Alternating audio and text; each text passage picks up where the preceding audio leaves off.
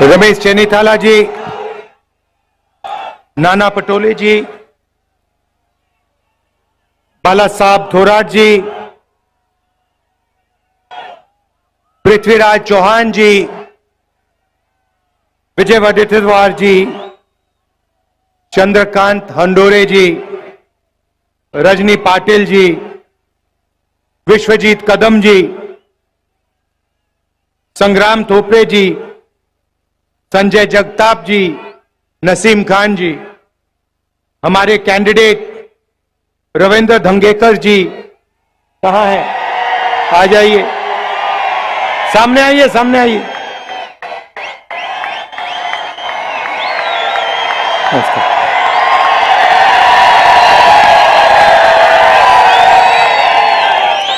Stage पे Congress party के वरिष्ठ नेता, भाई और बहनों, कांग्रेस के हमारे बब्बर शेर कार्यकर्ता, प्रेस के हमारे मित्रों, कहना पड़ता है प्रेस के मित्रों, आजकल है ये किसी और के मित्र, मोदी जी के मित्र। 24 घंटा नरेंद्र मोदी की का वीडियो दिखेगा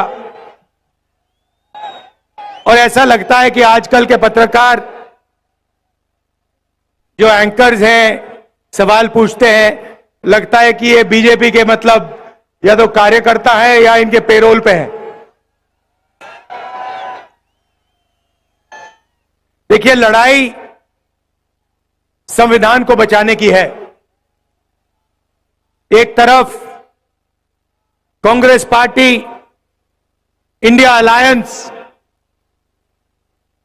कॉन्स्टिट्यूशन को, संविधान को, लोकतंत्र को बचाने में लगी है। दूसरी तरफ नरेंद्र मोदी जी, आरएसएस इस किताब को खत्म करना चाहते हैं। जो ये अंबेडकर जी की देन है, जिसमें फूले जी की सोच है, महात्मा गांधी जी, जवाहरलाल नेहरू जी, जिन्होंने मिलकर हिंदुस्तान की जनता के साथ सालों लड़ाई कर ये इस देश को दिया, इसको नरेंद्र मोदी, बीजेपी बदलना चाहते हैं, खत्म करना चाहते हैं। इसी से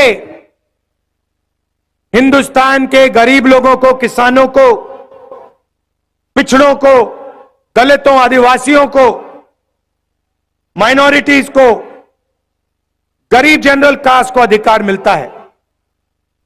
इसके बिना आप कहीं के नहीं रहोगे। जो भी आपके पास है सारा उन्हीं 22-25 लोगों के हाथ में चला जाएगा। मनरेगा बना, भोजन का अधिकार, जमीन अधिग्रहण बिल, हरी क्रांति, सफेद क्रांति, बैंक नेशनलाइजेशन, ये सारे के सारे काम इस किताब ने आपको दिए हैं। और मैं आपको बता रहा हूं, जिस दिन ये गायब हो गई, जिस दिन बीजेपी ने सचमुच में इसको खत्म कर दिया, तो आप हिंदुस्तान को नहीं पहचान पाओगे। यह है लड़ाई। और मैं देश से कहना चाहता हूं कि जो अंबेडकर जी ने हमें दिया, महात्मा गांधी जी ने दिया, उसको हम कभी खत्म नहीं होने देंगे। सवाल नहीं उठता।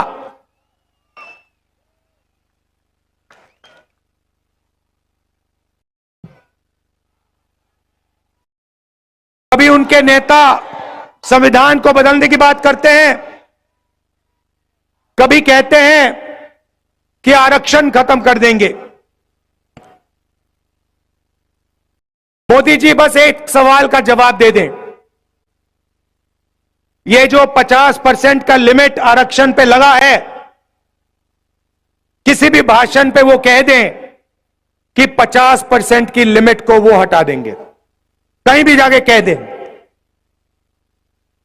हमने निर्णय लिया है चुनाव के बाद ये जो आर्टिफिशियल लिमिट लगा रखी है जिससे करोड़ों लोगों को नुकसान हो रहा है, 50% रिजर्वेशन की लिमिट को हम तोड़ के हटा देंगे, बाहर फेंक देंगे इसको।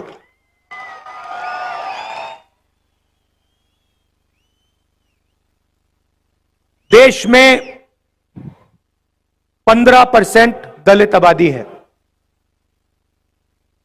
8% आदिवासी है और तकरीबन 50%, कम से कम 50% पिछड़े वर्ग की आबादी है। 50, 15 और 8 कितना हुआ? कितना? 73। मैंने शुरुआत में कहा कि ये मीडिया वाले हमारे दोस्त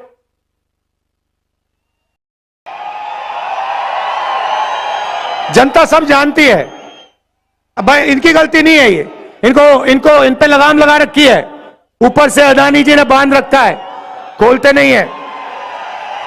इनकी गलती नहीं है, इनका कुछ लेना देना नहीं है। देखो ये मुस्कुरा रहे हैं, कह रहे हैं हाँ भाई हमें तो सैलरी चाहिए, बच्चों को देखभाल करना है, बच्चों का देखभाल करना है, हमारी गलती नहीं है। मगर आपकी जिम्मेदारी बनती है, उस जिम्मेदारी को आप पूरा नहीं कर रहे हो। मगर पिछड़े दलित आदिवासियों की 73% आबादी है। ये बड़े बड़े मीडिया की कंपनी की लिस्ट निकालिए, उनके नाम देखिए, मालिकों के नाम देखिए, बड़े बड़े एंकर्स के नाम देखिए, बड़े बड़े पत्रकारों के नाम देखिए, आपको एक पिछड़ा नहीं दिखाई देगा, एक दलित नहीं दिखाई देगा, एक आदिवासी नहीं दिखाई देगा, एक गरीब कास्ट का जनरल, एक जनरल कास्ट का गरीब नहीं दिखाई देगा। इसीलिए ये कभी किसानों की बात नहीं करते, मजदूरों की बात नहीं करते, बेरोजगारी भागीदारी की बात नहीं करते। ये अंबानी जी की शादी दिखाते हैं आप लोगों को, उसमें आपको दिखाते हैं देखो देखो किसी ने 10 करोड़ की घड़ी पहन रखी है, किसी ने 2 करोड़ का ड्रेस पहन रखा है, वो दिखाते हैं। मगर किसान भूखा मर रहा है, खेतों में पानी नहीं है, महंगाई बढ़ती जा रही है, इन बातों के बारे में ये कभी नहीं बताएंगे। ये आपके हैं ही नहीं, ये आपके हैं ही नहीं, ये अदानी के हैं। जो हिंदुस्तान के 22 सबसे अमीर लोग कहते हैं वो ये करते हैं। मुंबई का एयरपोर्ट उठा ले गए, सीबीआई ईडी का दबाव लगाया, अदानी जी को पकड़ा दिया, मीडिया ने कुछ नहीं कहा। Ports, airport, infrastructure, defence industry सारे की सारी उठा के ले गए, मीडिया कुछ नहीं कहती। मगर इनकी जिम्मेदारी बनती है। भ्रष्टाचार होता है, इलेक्टोरल बॉन्ड्स का हजारों करोड़ रुपए का भ्रष्टाचार होता है, हफ्तेबाजी होती है, आंखों के सामने मीडिया वाले एक शब्द नहीं बोलते। उधर सुप्रीम कोर्ट कहता है कि इलेक्टोरल बॉन्ड स्कीम इलीगल है, भ्रष्टाचार हुआ है, इसमें बंद कर दो इसको। अब जानते हैं इलेक्टोरल बॉन्ड स्कीम में क्या हो रहा था? हमने तारीखें मांगी, ये तारीख नहीं दे रहे थे। मोदी जी कहते हैं राजनीति को मैं साफ कर रहा हूं। अगर आप राजनीति को साफ कर रहे हैं तो सारे के सारे डोनर्स के नाम आपने छुपा के क्यों रखे हुए हैं? जब डोनर के नाम सामने आते हैं तो पता लगता है। एक दिन एक कंपनी को कॉन्ट्रैक्ट मिलता है हजारों करोड़ रुपए का, उसके एकदम बाद वो कंपनी बीजेपी को पैसा देती है। किसी और कंपनी पर सीबीआई केस खोलती है, वो कंपनी बीजेपी को हजारों करोड़ रुपए देती है, केस बंद हो जाता है। देश के सामने नरेंद्र मोदी भ्रष्टाचार कर रहे हैं, मीडिया कुछ नहीं कहती, आप कहे ही नहीं। फिर 200 सबसे बड़ी कंपनियों की लिस्ट निकालिए, उनके नाम निकालिए, उनके बड़े सीनियर मैनेजमेंट में जो लोग हैं उनके नाम निकालिए। आपको एक पिछड़ा, एक दलित, एक आदिवासी, एक गरीब जनरल कास्ट का नहीं मिलेगा।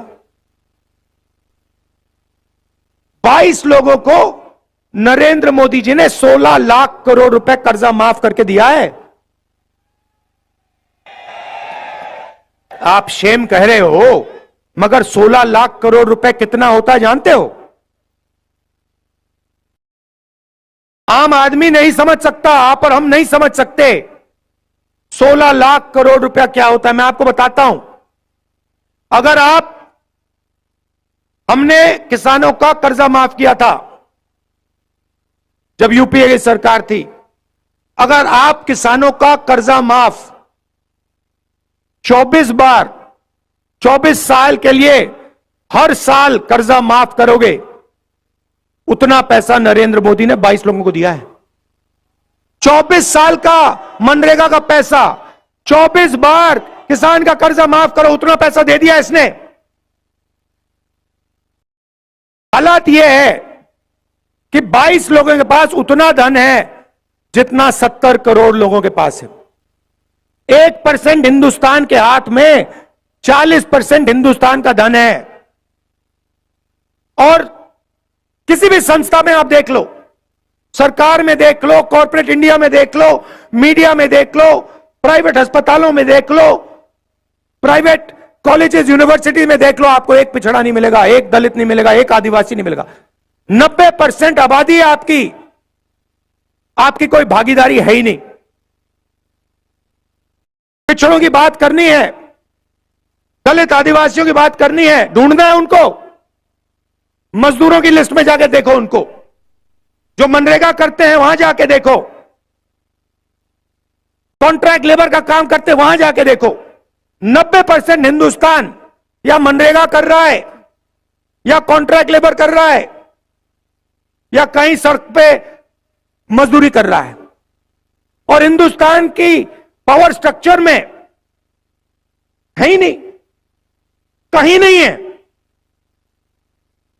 650 हाईकोर्ट के जज हैं, आपकी आबादी 73% है, 650 में 100 भी नहीं है आप।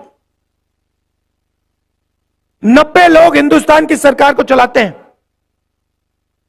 90 आईएएस अफसर हैं, बजट को वो बांटते हैं। महाराष्ट्र को कितना पैसा मिलेगा, कर्नाटक कितना जाएगा, सड़कों में कितना जाएगा, डिफेंस में कितना जाएगा, शिक्षा स्वास्थ्य में कितना जाएगा, वो 90 लोग डिसाइड करते हैं। उनकी लिस्ट निकाली मैंने। चलो देखते हैं पिछड़े कितने हैं, दलित कितने हैं, आदिवासी कितने हैं। 90 में से 3 ओबीसी हैं, 3 दलित हैं, 1 आदिवासी है, और बैक ऑफिस में बैठा रखे हैं। आप ये मत सोचिए कि फाइनेंस मिनिस्ट्री में है, डिफेंस मिनिस्ट्री में है, बड़ी मिनिस्ट्री में नहीं, नहीं नहीं नहीं नहीं नहीं नहीं नहीं। 7 लोग हैं, 73% आपकी आबादी, 7 लोग हैं 90 में से, पीछे बैठा रखे हैं। चू नहीं कर सकते वो। और अगर 100 रुपए खर्च होता है बजट में, तो 6 रुपए 10 पैसे का निर्णय ये 7 अफसर लेते हैं, और कभी भी इनका वीटो लग सकता है। और यही हालत हर सरकार में है। महाराष्ट्र की सरकार में भी यही है, उत्तर प्रदेश की सरकार में भी यही है, दिल्ली की सरकार में भी यही है। तो 90% के पास यहां कुछ है ही नहीं, यह सच्चाई है। इसीलिए हमने मैनिफेस्टो में साफ लिखा है, हमारी सरकार आएगी तो हम जाति जनगणना कराएंगे, इकोनॉमिक सर्वे कराएंगे, और हिंदुस्तान के हर संस्था का सर्वे कराएंगे। मतलब यह पता लगाएंगे कि प्रेस में, मीडिया में पिछड़े वर्ग के कितने लोग हैं, हिंदुस्तान की कॉर्पोरेट इंडिया में पिछड़े वर्ग के दलित आदिवासी कितने हैं, प्राइवेट अस्पतालों में डॉक्टरों में कितने हैं, कॉलेज यूनिवर्सिटी में कितने हैं। इससे दूध का दूध पानी का पानी हो जाएगा। हिंदुस्तान की जनता को पता लग जाएगा हमारी कितनी भागीदारी है। यह भाइयों और बहनों क्रांतिकारी कदम है। इससे क्रांतिकारी कदम हिंदुस्तान में नहीं हो सकता। यह जिस दिन जाति जनगणना हो जाएगा उस दिन देश की जनता को हिंदुस्तान की सच्चाई मालूम हो जाएगी। आपको पता लग जाएगा कितना बेवकूफ बनाया जा रहा है हिंदुस्तान की जनता का।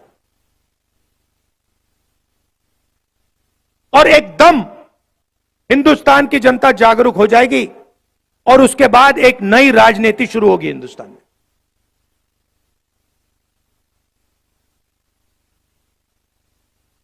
नरेंद्र मोदी, जिस दिन मैंने ये जाति जनगणना की बात की उससे पहले रोज नरेंद्र मोदी जी कहते मैं ओबीसी हूं, मैं ओबीसी हूं। अच्छा, जिस दिन मैंने जाति जनगणना की बात की कहते हिंदुस्तान में तो कोई जाति नहीं है, दो ही जात है, एक अमीर एक गरीब। अच्छा, पहले आप ओबीसी थे, हमने जाति जनगणना की बात की, ओबीसी को सचमुच में अधिकार देने की बात की, आप कहते हो भाई ओबीसी तो है ही नहीं। आप डिसाइड करो आप ओबीसी हो या नहीं हो। हिंदुस्तान में ओबीसी वर्ग है, हां या ना, देश को बता दो। मगर हमने डिसीजन ले लिया है जाति जनगणना होगा। 50% का ये जो बैरियर बना रखा है इसको तोड़ फोड़ के हम परे कर देंगे। और जो हमारे सेंसस से हिस्सेदारी मिलेगी, मराठास को, धनगर को, बाकी छोटी छोटी जातियों को हिस्सेदारी मिलेगी।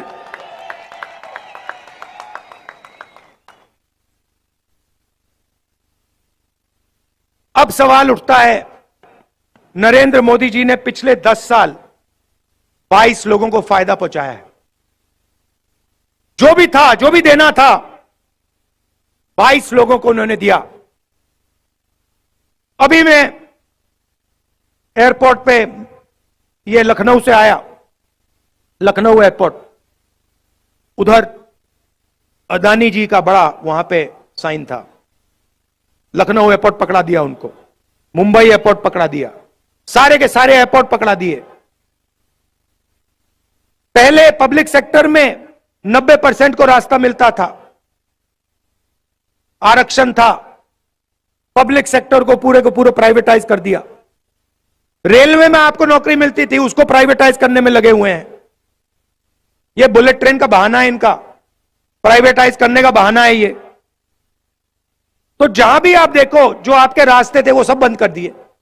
पहले आप सेना में जाते थे, पेंशन मिलती थी, अगर कुछ होता था शहीद का दर्जा मिलता था, कैंटीन मिलती थी, उसको भी खत्म कर दिया। नरेंद्र मोदी नई योजना लाए, अग्निवीर योजना। 2 तरीके के शहीद बना दिए, एक नॉर्मल सोल्जर जिसको पेंशन मिलता है, दूसरा अग्निवीर। अगर वो शहीद होगा उसको ना शहीद का दर्जा मिलेगा, ना पेंशन मिलेगी, ना कॉम्पेंसेशन मिलने वाली। तो आपके सारे के सारे रास्ते इन्होंने बंद कर दिए। अब इंडिया की सरकार आएगी तो ये आपके जो रास्ते हैं ये फिर से खोलने पड़ेंगे। और हम इसको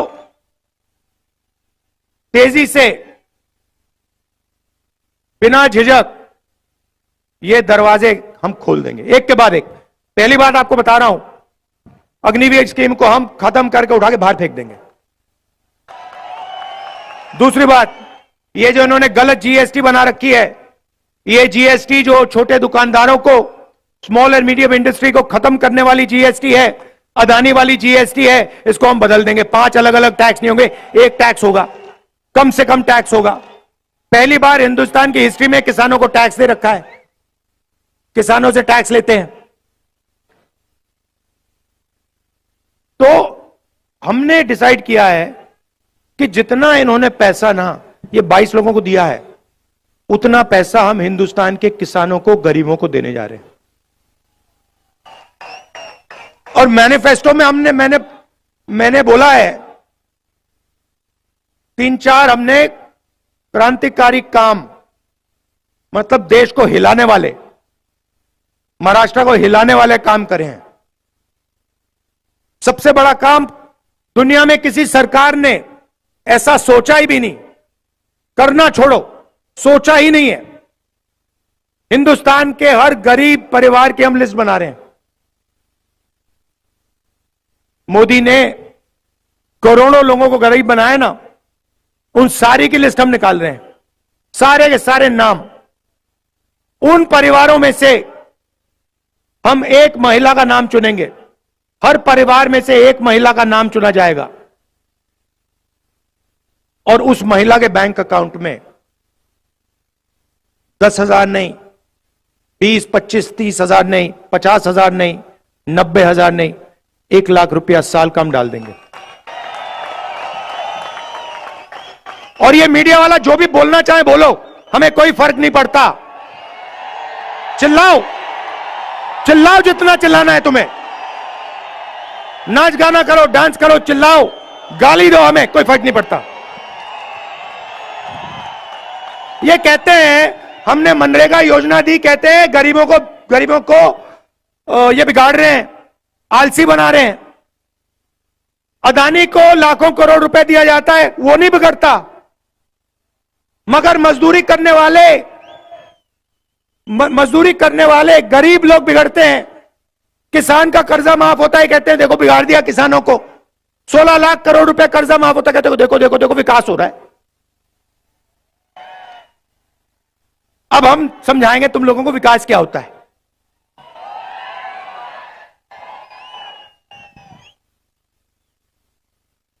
करोड़ों महिलाओं के बैंक अकाउंट में 1 लाख रुपया साल का, 8,500 रुपए महीने का, टकाटक टकाटक टकाटक टकाटक टकाटक। और वो कंप्यूटर से होगा, ऑटोमेटिक, और उस दिन तक होगा जब तक ये परिवार गरीबी रेखा के ऊपर नहीं होंगे। उससे पहले ब्रेक नहीं लगने वाली, एक्सेलेरेटर ही दबेगा। 1 लाख रुपए बैंक अकाउंट में। अब यहां पे बहुत सारे पुरुष कहेंगे देखो भैया आप महिलाओं को क्यों दे रहे हो, हमें चाहिए। आप कहोगे, मैं जानता हूं, मैं आपको बताता हूं। 21वीं सदी में आप दोनों काम करते हो, स्त्री और पुरुष दोनों काम करते हैं, बाहर जाते हैं, 8-10 घंटा बाहर काम करते हो, और फिर आप दोनों घर आते हो, आप रेस्ट करते हो, और आपकी जो बीबी है, माता है, वो 8 घंटे एक्स्ट्रा काम करती है। उसके लिए किसी भी सरकार ने, उस काम के लिए किसी भी सरकार ने, दुनिया की किसी भी सरकार ने महिलाओं को कॉम्पनसेशन पैसा नहीं दिया है।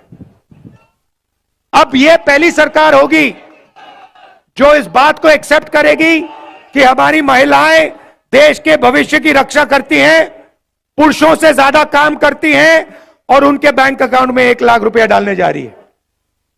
और मैं जानता हूं, ये आप अभी ताली बजा रहे हैं, अंत में ये पैसा आप लोग ले जाओगे, दबाव डाल के किसी ना किसी तरह आप लोग को भी इससे फायदा होगा, मगर बैंक अकाउंट महिलाओं के नाम में होगा। दूसरी बात, आशा आंगनवाड़ी में जो महिलाएं काम करती हैं, उनकी आमदनी हम दुगनी करने जा रहे हैं। और मनरेगा में आज 250 रुपए मिलते हैं, सरकार आने के एकदम बाद 400 रुपए आपको मिलेंगे।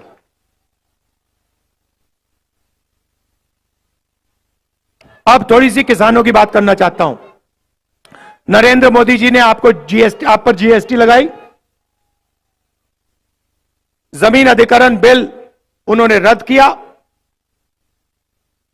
आपके हक लिए, आपका कर्जा माफ नहीं किया, और आपको सही दाम नहीं देते हैं। जब भी आपको अपना माल खरीदना होता है, धान, शुगर केन, सोया, जो भी हो, जब भी आपको खरीदना होता है, नरेंद्र मोदी इंपोर्ट एक्सपोर्ट की पॉलिसी को घुमा देता है और आपको सही रेट नहीं मिलता। तो आपकी 2 ही मांगे हैं, मैं जानता हूं, लाखों किसानों से मैंने बात की है। आपकी दो मांगे हैं, पहला है कर्जा माफी, और दूसरा हमें सही दाम चाहिए। हमें फ्री में कुछ नहीं चाहिए, हमें कोई फ्री गिफ्ट नहीं चाहिए, हमें अपने काम के लिए, खून पसीने के लिए सही रेट चाहिए। ये 2 काम हम आपके लिए करने जा रहे हैं। किसान का कर्जा माफ हम करेंगे। मगर हम वहां नहीं रुकने वाले। देखो, अरबपतियों का एक बार कर्जा माफ नहीं होता। जब भी वो चाहते हैं नरेंद्र मोदी उनका कर्जा माफ करता है। इसीलिए हम एक कमीशन बनाएंगे, उसका नाम होगा किसान कर्जा माफी कमीशन। जब भी वो सरकार को कहेगा कि हिंदुस्तान के किसानों को कर्जा माफी की जरूरत है, उस दिन सरकार कर्जा माफी कर देगी।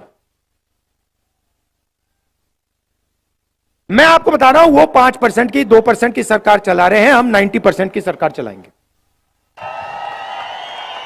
और जितना उसने नरेंद्र मोदी ने उनको दिया ना, उतना ही मैं उठा के किसान को, गरीब को, दलितों को, पिछड़ों को, आदिवासियों को देने जा रहा हूं।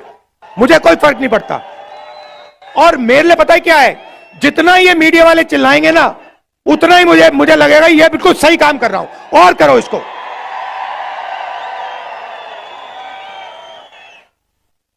अब नरेंद्र मोदी ने करोड़ों लोगों को, युवाओं को बेरोजगार कर दिया।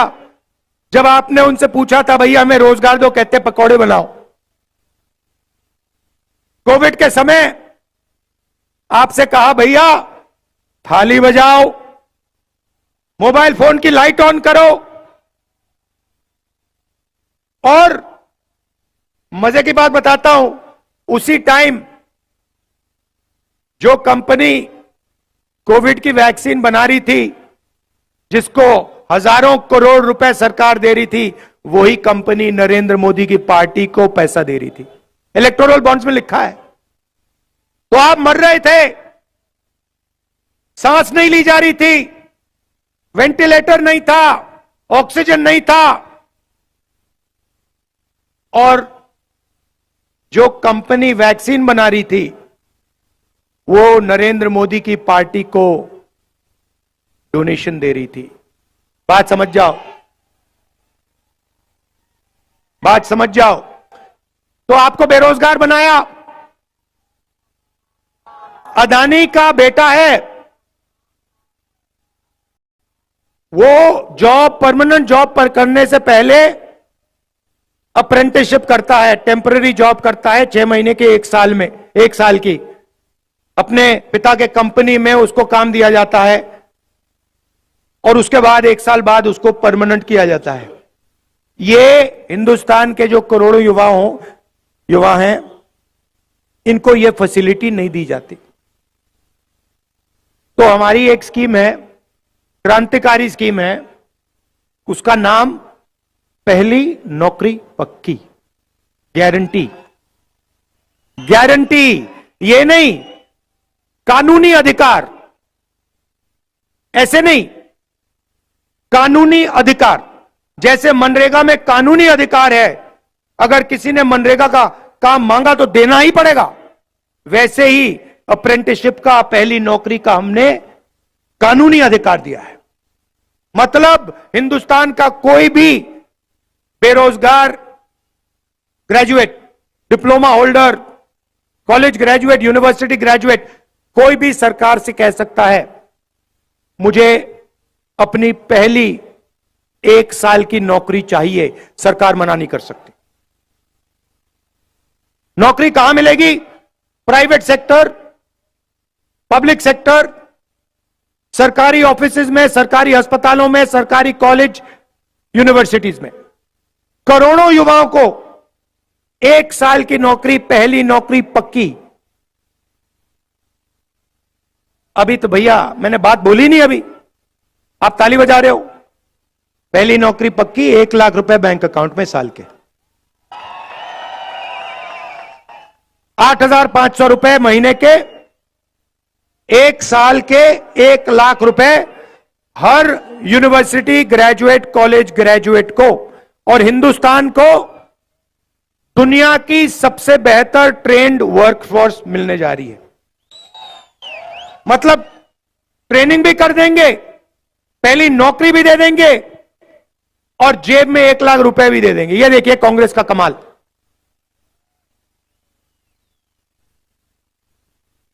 तो ये शुरुआत है भाई और बहनों। जाति जनगणना, महालक्ष्मी स्कीम, पहली नौकरी पक्की, किसानों का कर्जा माफ, गारंटीड कानूनी एमएसपी, मजदूरों को 400 रुपए, आशा आंगनवाड़ियों की आमदनी दुगनी। ये शुरुआत है, ये हम आपके लिए करने जा रहे हैं। अब नरेंद्र मोदी जी के भाषण देखिए। आप जानते हो कि कर्नाटक में रवन्ना नाम सुना है आपने? हाँ, सुना। उसने 400 महिलाओं का बलात्कार किया है, रेप किया है। मोदी जी ने ऐसे स्टेज पे रवन्ना जी के लिए वोट मांगे हैं।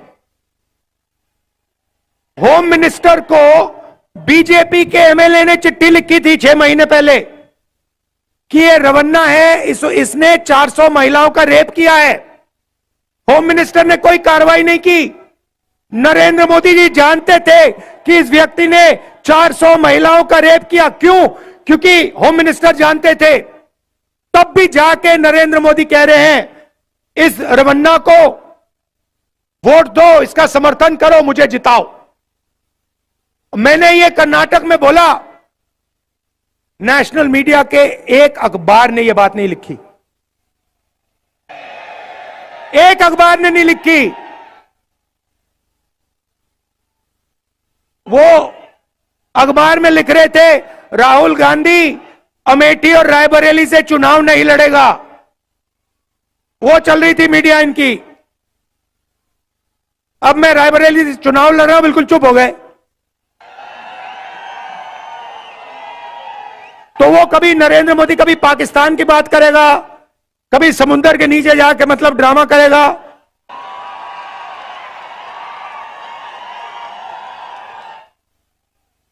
और मतलब आपने देखा, पता नहीं देखा, मतलब समुद्र के नीचे जाके बिल्कुल डरा हुआ था कि भैया कुछ हो ना जाए यहां पे। वो मजाक बना रखा है राजनीति का। और सीनियर नेता जो हैं, शरद पवार जी जैसे हैं, सीनियर नेता जो हैं, उनका अपमान कर रहे हैं, उनके बारे में उल्टी सीधी बात बोलते हैं। मतलब प्रधानमंत्री में थोड़ी तो मतलब लेवल होनी चाहिए। प्रधानमंत्री को देश की बात करनी चाहिए, विकास की, किसानों की बात। मतलब क्या मतलब है सीनियर नेता का अपमान करना? क्या मतलब, क्या फायदा मिल रहा है उनको? क्या सोचते हैं कि हिंदुस्तान की जनता खुश हो जाएगी? हिंदुस्तान की जनता उनसे यह जानना चाहते हैं, आप 50% का जो आरक्षण का है उसको हटा रहे हो, यह सवाल है। जाति जनगणना कर रहे हो, यह सवाल है। उनका तो जवाब देते ही नहीं है।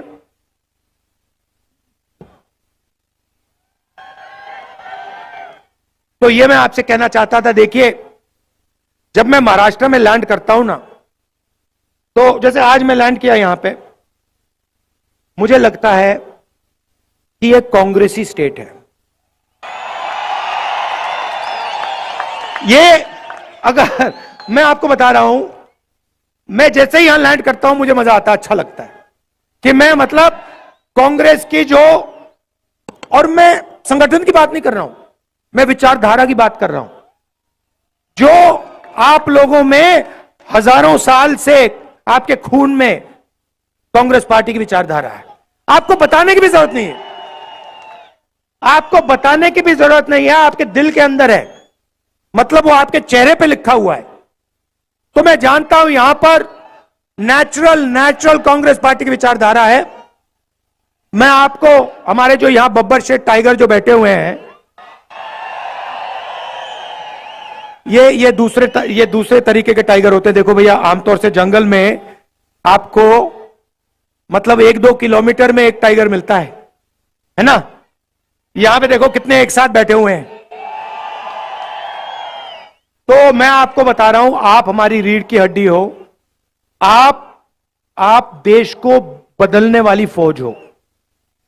आप अपनी शक्ति को पहचानो, आप देश को बदलने वाली फौज हो। आपके खून के अंदर आजादी की लड़ाई, फूले जी की विचारधारा, अंबेडकर जी की विचारधारा, गांधी जी की, नेहरू जी की विचारधारा आपके खून के अंदर है। उसको निकाला नहीं जा सकता। आपके माता पिता के अंदर है, आपके बच्चों के अंदर है, आपके परदादा के अंदर है। तो यह मैं आपसे कहना चाहता था। आपने मेरा मूड बहुत अच्छा कर दिया, मैंने आपका मूड अच्छा कर दिया।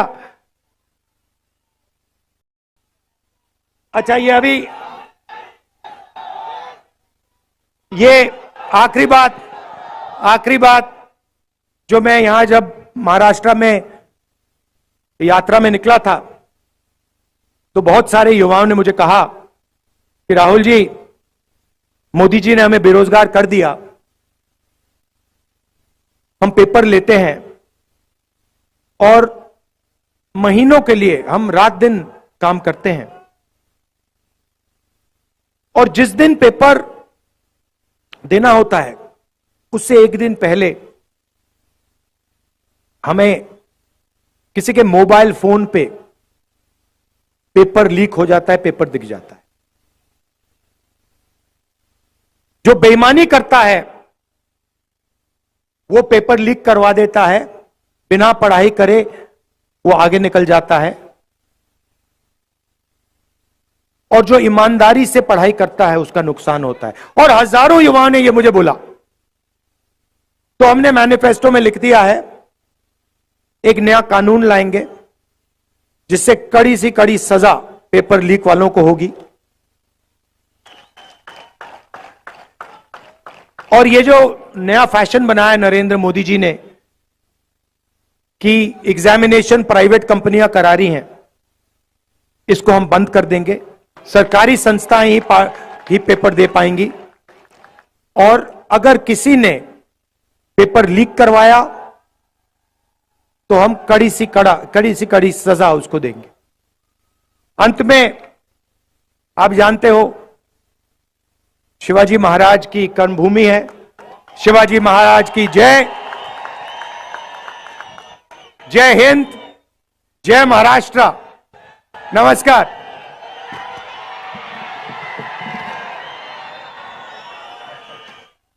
राहुल गांधी आप आगे बढ़ो, राहुल गांधी आप आगे बढ़ो, राहुल गांधी आप आगे बढ़ो।